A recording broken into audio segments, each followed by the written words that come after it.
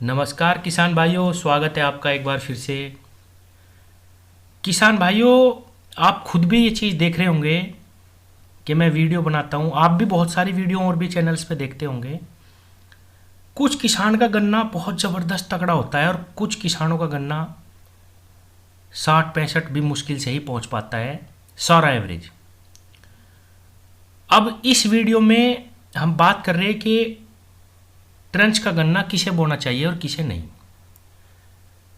किसान भाइयों, अब मैं सीधी बात करता हूँ। वे किसान जो 28 इंच पे, 26-27 इंच पे 70 क्विंटल का अपना एवरेज निकाल रहे, जिनका गन्ना 13 से 14 फुट, 12 फुट से कम नहीं होता, 12 फुट मान के चलो कम से कम,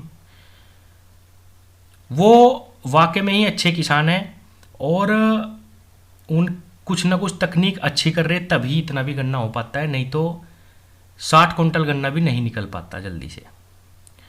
अब किसान भाइयों, ट्रंच किसको करनी चाहिए किसको नहीं, मैं आपको बताऊं। ट्रंच विधि में बहुत सारे किसान कहेंगे कि नहीं यार, इतना नहीं निकलता, 125 एकदम नॉर्मल निकाल रहे लोग, 100 प्लस गन्ना तो बिल्कुल नॉर्मल ही ले रहे, 100 से 125 क्विंटल का एवरेज ट्रंच में निकल रहा। अब किसान भाइयों, बोना किसे चाहिए? बोना उसको चाहिए जिसके खेत में जान है, जिसकी तकनीक अच्छी है। किसी ने कहा कि सारे काम सब लोग नहीं कर सकते। एक कहा गया कि स्मार्ट वर्क, हर काम सब लोग एक तरीके से करते हैं, लेकिन कुछ लोग होते हैं उसी काम को स्मार्ट तरीके से करते हैं, तरीका बिल्कुल तकनीक से विधि अपना के करते हैं और वो सफल होते हैं।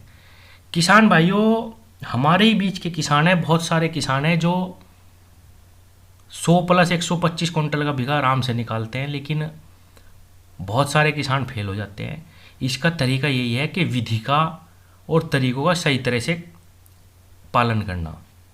अब उसमें ट्रंच में क्या होता है किसान साथियों, अगर आपके खेत में दम नहीं है, आप गन्ना लगा रहे हैं, वो आपका हर साल 28 इंच पे भी एवरेज गन्ना निकल रहा 50 क्विंटल 60 क्विंटल, तो आपके खेत में दम नहीं है।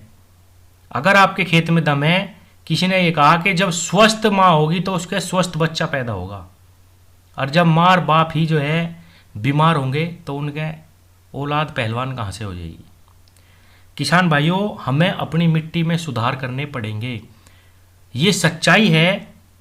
आप अगर सही तरीके से एक खेत बो रहे, आप खुद अंदाज़ा लगाओ, अगर आप 15 बीघे या 20 बीघे के किसान हैं और आप 15 बीघे उसमें से गन्ना लगा रहे हैं और 15 के 15 बीघे में तरीके से खेती कर रहे हैं, उसमें जैविक चीज़ें भी लगा रहे, उसमें जो है सारा जो है मिक्सचर दे रहे, उसमें हर तरीके की चीज़ अपना रहे, लेकिन ये सोच रहे कि मेरा गन्ना तगड़ा होना चाहिए, तभी गन्ना तगड़ा होगा, और उसको खेत को घेरने से कुछ नहीं होगा कि भाई बस बुआई करती जो कुछ होगा ठीक है। नहीं, चाहे थोड़ा बोलो, थोड़े में ही आप ज़्यादा उत्पादन ले पाओगे, लेकिन अपनी ज़मीन में जान बनानी पड़ेगी। पहले सबसे पहला नियम ट्रंच विधि का ये है कि आपके खेत में जान होनी चाहिए।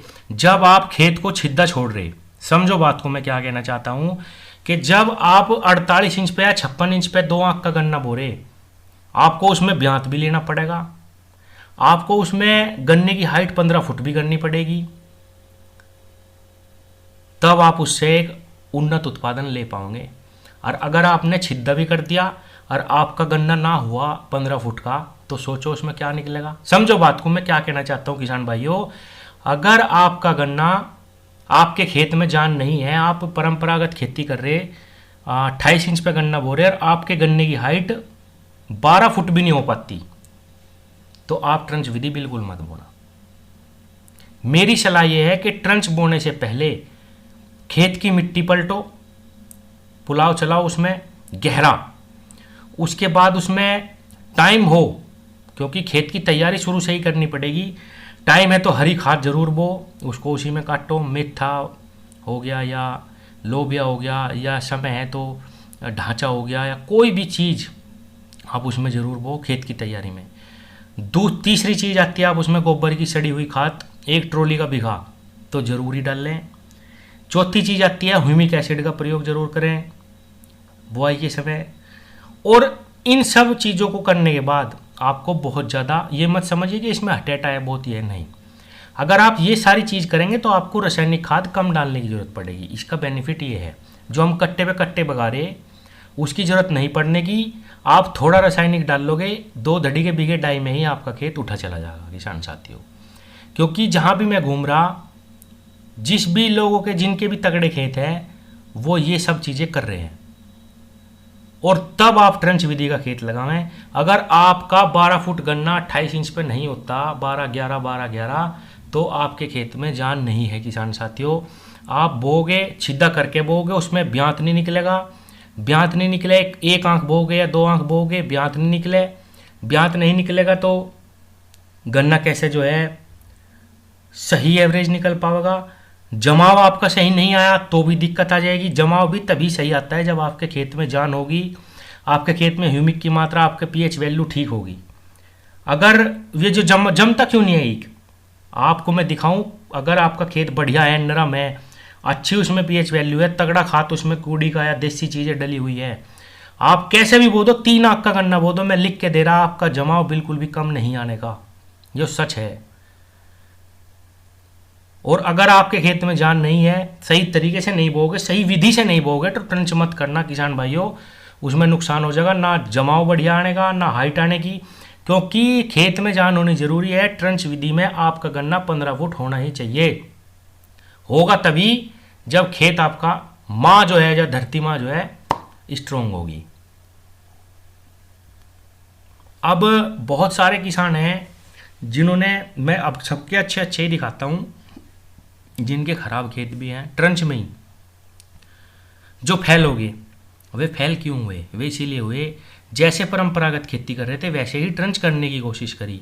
क्या करा, खूड़ फाड़ दिए, 3 आंख का गन्ना बो दिया, उसमें भी कुछ नहीं हुआ था, 28 इंच पे भी, इसमें भी कुछ नहीं हुआ। ना मट्टी चढ़ा पाए, ना यंत्र की व्यवस्था करी, ना तकनीक बदली, ना कुछ बदला। बस जैसे कंची गेरे थे वैसे ही कंची गेर दी, और फिर कह दिया यार ये तो बेकार है, ये तो उससे भी कम निकले हैं, 28 से भी।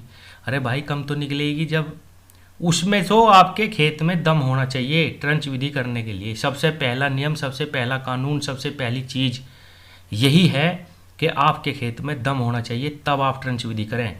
ट्रंच विधि का अगर खेत लगाने की तैयारी कर रहे तो उसकी जुताई बढ़िया करें, गहरी करें, गोबर की खाद, हरी खाद, जैविक चीज़ आप जो भी डाल सकते हैं वो डालो।